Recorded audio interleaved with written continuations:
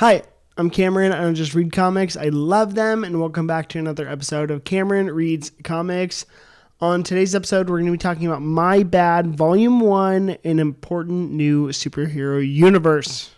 So this volume collects My Bad issues number 1 through 5, written by Mark Russell and Bryce Ingman, and with art by Peter Krause. I love the entire creative team. For accessibility, this is a completely independent comic, but I'd say it's a little different than other superhero comics as it's a completely humor comic.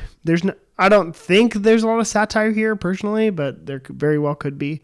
You don't need to know anything going into this, but I think that there is a level of silliness. So I think you got to be ready to not take yourself and your superhero comics so seriously. I personally don't read a lot of comedy books. And this one is fun because it's strictly humor and gags. A lot of funny situations, satirical characters, no drama. I like this book because the stakes are very low. This book's important to me because I think that Peter Krause is one of my favorite artists ever. And if you've been following this channel for a while, you'll know that Mark Russell is one of my favorite writers. So them coming together, it's a match made in heaven for me. I've also interviewed both of these creators when they were working on this title. So it's a little personal in that way too. Okay, so this book is a delightfully silly take on a superhero universe. I compared a lot to Astro City, but it's very, very goofy. It's a superhero universe with ridiculous characters, and it has its inspiration from Marvel and DC, but it's really a story about being a hero in a superhero world already. So let's go through some of the characters. There is Rush Hour, and again, tremendously silly characters.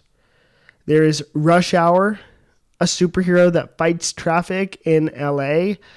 The Chandelier, who is who we open the book with, a hilarious take on Batman, and one of the beats that they keep hitting is that he loves bologna sandwiches. Emperor King, a supervillain who wants to kill the Accelerator, and that makes him cross paths with Rush Hour, and it's very funny. Accelerator is a super speed hero who is the sworn nemesis of Emperor King, probably the most traditional superhero of the bunch. Super speed guy, but has the notoriety in this universe as Superman would to the DC universe. There's Acid Chimp, and his name says it all. He is literally just a chimp that throws acid. And then there's Man-Child, who's basically a dude that becomes the Hulk. And he's so funny, and when he becomes Hulk and how the other superheroes need to fight him, it's all really silly, really fun, really interesting. They also enact what would be crazy superhero stories, but with the comedic flares. So what happens when Emperor King finally captures the Accelerator? Okay, what happens when he finds out it's Rush Hour? How gnarly does it get? It gets so gnarly. I was not ready for that moment in the book to happen. And then the other one would be what happens if the world finds out the Chandelier's secret identity? What does that look like for him and his life? They play a lot of light bulb jokes and gags with all of his equipment in the same way that Batman has so much silly equipment that is bat themed. They make it light themed. It's fun, man. Now for the art in this book, I love Peter Krause. He's done Irredeemable. He did Power of Shazam, one of my favorite books, and a lot of indie work over the years. I just think he's an all-star talent that needs so many more roses and flowers than he gets. He has this perfect balance between comic sensibilities and realism. And this book is a perfect representation of that.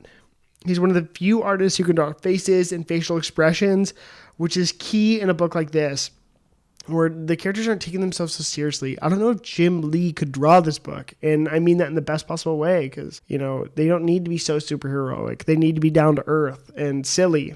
So it's really fun. And now for the rating, I'm going to give this book a 6.9 out of 10. The story is so good. I need more. It's just good, fun comics. Good, fun, don't take yourself so seriously comics. You don't need to think much when you're reading them, and that's just very nice. If you have the opportunity, I think you should read it. And the price on this volume is $17.99. So go check it out. I had a good fun time reading it. I'm really glad to see Ahoy Comics, so I want to support them. I recommend you do too. If you've read it, leave a comment. Tell me what you think. My name's Cameron. I don't just read comics. I love them. Talk to you guys next time.